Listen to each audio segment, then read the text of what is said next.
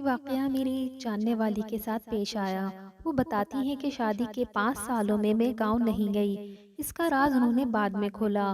وہ کہتی ہیں کہ میری بہن کی شادی تھی اور مجھے ضروری گاؤں جانا تھا۔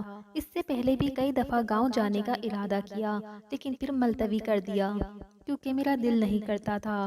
لیکن اب بہن کی وجہ سے جانا پڑا۔ جب وہاں پہنچی تو وہاں ایک رونق لگ گئی۔ اگلی صبح رشتہ داروں سے ملنے نکلی تو راستے میں کسی نے پیچھے سے میری چادر پکڑ لی۔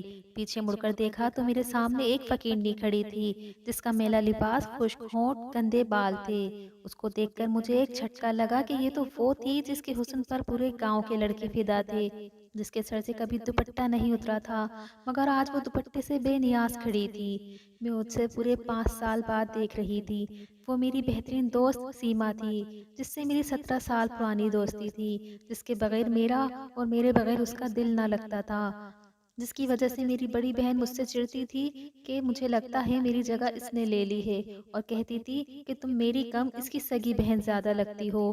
سیما ہمارے گھر کا ایک فرد تھی۔ جب ہم بڑے ہوئے تو ہماری شادی کی باتیں چلنے لگیں، لیکن وہ بہت گھبراتی اور فکر مند ہوتی تھی کیونکہ وہ چاہتی تھی کہ ہماری شادی ایک ہی گھر میں ہو۔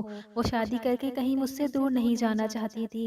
ایک بار ایک شادی میں ہم لوگ شریک تھے تو ایک خاتون ہمارے پاس آ کر ہمارے نام پوچھنے لگی۔ میں نے ان کو زیادہ اہمیت نہیں دی، مگر کچھ دنوں بعد وہ خاتون اپنے دونوں بیٹوں کا رشتہ ہم دونوں کے لیے لے آئیں، بڑے بھائی کا میرے لیے اور چھوٹے بھائی کا سیما کے لیے۔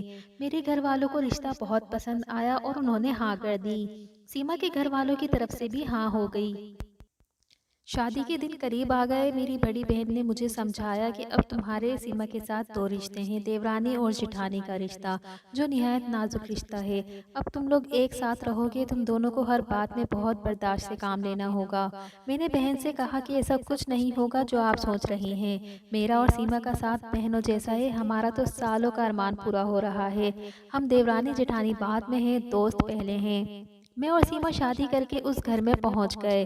زندگی بہت خوبصورت ہو گئی تھی۔ شادی کے 1 سال بعد میری گود میں میرا بیٹا اور سیمی کی گود میں اس کا بیٹا آ گیا۔ میرے میاں کی نوکری شہر میں لگ گئی تھی، وہ پڑھے لکھے تھے، اس لیے ان کو شہر میں ہی نوکری ملی تھی۔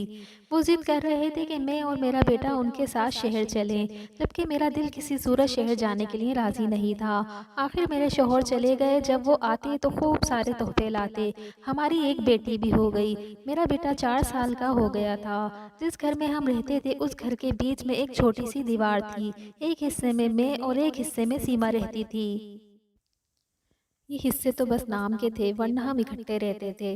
میں دوبارہ امید سے ہو گئی تھی، مگر سیمی کے ہاں ایک بیٹے کے بعد دوبارہ اولاد نہیں ہوئی۔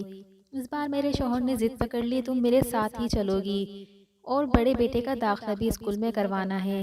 میرے سارے سسرال والوں نے بھی کہا کہ وہ ٹھیک کہہ رہا ہے، ناشکری مت کرو۔ سب کے سمجھانے پر مجھے مجبوراً ماننا پڑا، مگر میں دل سے خوش نہیں تھی۔ طے یہ پایا کہ میں ولادت کے بعد شہر چلی جاؤں گی۔ جس دن یہ فیصلہ ہوا اس دن سیما میرے پاس آئی اور اداسی سے بولی کہ تم چلی جاؤ گی تو میرا دل کیسے لگے گا۔ میں نے اس کا ہاتھ پکڑ کر اسے سمجھاتے ہوئے کہا کہ انہوں نے وعدہ کیا ہے کہ وہ ہر مہینے مجھے تم سے ملوانے لاتے رہیں گے۔ اس نے کہا کہ میں تم کو بہت یاد کروں گی۔ میں نے کہا شہر کون سا دور ہے، تم مجھ سے ملنے آ جایا کرنا، میں بھی آ جایا کروں گی۔ پھر وہ میرے گلے لگ گئی اور ہم دونوں بہت روئے۔ کچھ وقت گزرا، میرے ہاں چھوٹے بیٹے کی ولادت ہو گئی۔ سرخ سفید بڑی بڑی آنکھوں والا بچہ سب کو بہت پیارا لگتا تھا۔ میرے شوہر نے کہا تم نہیں جانتی تم نے مجھے کتنا بڑا تحفہ دیا ہے، اس بار تیار رہنا، میں آؤں گی تو تم سب میرے پاس شہر چلنا۔ ان کو 2 مہینے بعد آنا تھا۔ شوہر کے چلے جانے کے بعد ہم سب اکٹھے بیٹھے شام کو چائے پی رہے تھے تو میرے دیور نے کہا کہ بھابھی تم چلی جاؤ گی تو اداسی ہو جائے گی، گھر سونا سونا ہو جائے گا۔ میں نے کہا تم بھی چلو نا۔ وہ بولا میں کیا کروں گا جا کر، مجھے کوئی کام تو آتا نہیں، کم از کم یہاں زمین پر کام کر کے بیوی بچوں کے لیے 2 وقت کی روٹی تو کما لیتا ہوں۔ سیمی بالکل سر جھکائے بیٹھی تھی۔ میرا دل عجیب ہو گیا، مگر میں بھی مجبور تھی، شوہر کے ہاتھوں اور بچوں کے مستقبل کا سوال تھا۔ کچھ دنوں بعد میری طبیعت میں بے چینی شروع ہو گئی، میری طبیعت میں بوجھل پن آ گیا، مزاج چڑچڑا ہو گیا، بلا وجہ بچوں پر غصہ آ جاتا۔ سب سے چھوٹے بیٹے کی طبیعت بھی خراب رہنے لگی تھی، وہ بہت روتا تھا۔ सीमी ने कहा कि इसके पेट में दर्द ना हो। हम दोनों इसको डॉक्टर के पास क्लिनिक ले गए। डॉक्टर ने उसको दवाइयाँ दी, उसे थोड़ा आराम आ गया, लेकिन रात को उसने फिर रोना शुरू कर दिया। मैं, सीमी और मेरे देवर हम सब इसको चुप कराते कराते थक गए, लेकिन वो चुप ना होने का नाम ना ले रहा था। समझ में नहीं आ रहा था ये क्यों इतना रो रहा है। पहले तो कभी ऐसा नहीं हुआ। वो अब कुछ कमज़ोर भी हो गया था। हम दोबारा डॉक्टर के पास उसे ले गए। डॉक्टर ने कहा मैं कुछ दवाइयाँ दे रहा हूँ, उससे फ़र्क आ जाएगा। उन दवाओं से उस बच्चे को काफ़ी आराम आया तो हमें सुकून मिला। लेकिन अभी 2 ही दिन गुज़रे थे कि उसका सफ़ेद रंग नीले रंग में तब्दील होना शुरू हो गया। मैं और सीमी उसको डॉक्टर के पास ले गए, लेकिन उसको आराम नहीं आया। मैंने परेशान होकर शौहर को फ़ोन कर दिया। वो भी शहर से गांव के लिए रवाना हो गए। उन्होंने कहा तुम तैयार रहो, हम इसको शहर ले आएंगे। शहर इसको किसी अच्छे डॉक्टर को दिखाएंगे। मेरा रो रो के बुरा हाल था। मेरा सेहतमंद बच्चा दिनों में सूख गया था। अगली सुबह शौहर ने पहुंच जाना था, मगर जब अगली सुबह वो आए तो मेरा बेटा इस दुनिया से मुंह मोड़ के जा चुका था। फजर के वक्त उसने मेरे हाथों में दम तोड़ दिया था। मैं सख्ती की हालत में बैठी थी। मेरे शौहर का गम से अलग बुरा हाल था। मेरे ऊपर कयामत गुजर गई थी। उसकी मौत के 15-20 दिन तक मैं गम से निढाल बिस्तर पर पड़ी रही। मुझे शौहर बच्चों का कोई होश नहीं था। सब कुछ सीमी ने संभाला हुआ था। अभी बेटे का सदमा कम नहीं हुआ था कि मेरी अम्मी भी इस दुनिया से चली गईं। मैं बिल्कुल टूट के रह गई। मेरे शौहर को दफ्तर से फ़ोन आ गया, उनका शहर जाना ज़रूरी था। वो वापस चले गए, जबकि मेरी हालत बिस्तर से उठने वाली नहीं थी। अभी मैं दोनों गम से निढाल पड़ी हुई थी कि मेरी बेटी माहिन को तेज़ बुखार चढ़ गया। उसका बुखार बढ़ता जा रहा था। मैं बदहवास होकर रह गई। मैं अपने एक बेटे को खो चुकी थी। अब मुझ में मज़ीद गम उठाने की सिक्कत नहीं थी। सीमी मेरे पास बैठी थी, मुझे हौसला दे रही थी, कह रही थी मैं सब देख रही हूँ, तुम परेशान ना हो, ये बिल्कुल ठीक हो जाएगी। मैंने कहा मैं तुम्हारी एहसानमंद हूँ, जिस तरह तुम मेरा और मेरे बच्चों का ख्याल रख रही हो। मैं इतनी कमज़ोर हो चुकी थी, मुझसे बोला तक नहीं जा रहा था, मगर सीमी मेरे और मेरे बच्चों की देखभाल कर रही थी। दिन रात वो हमारे लिए भाग भाग कर काम करती थी। रात वो हमारे पास रहती, मुझे ज़बरदस्ती खाना खिलाकर दवाई देकर मेरे बच्चों को सुलाकर ही जाती थी। एक दिन आधी रात को प्यास की शिद्दत से मेरी आंख खुली, मगर मुझ में इतनी हिम्मत नहीं थी कि मैं बिस्तर से उठ सकूं।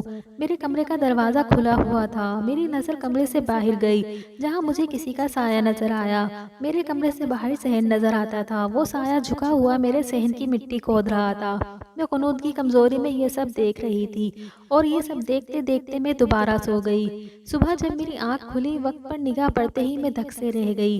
दोपहर के 3 बजे थे। मैंने सोचा क्या मैं इतनी देर सोती रही हूँ। मैंने अपने बराबर लेटे दोनों बच्चों को देखा जो बेखबर सो रहे थे। मेरी बेटी माहिन को अभी बुखार भी था, इसलिए सीमा ने भी मुझे नहीं जगाया।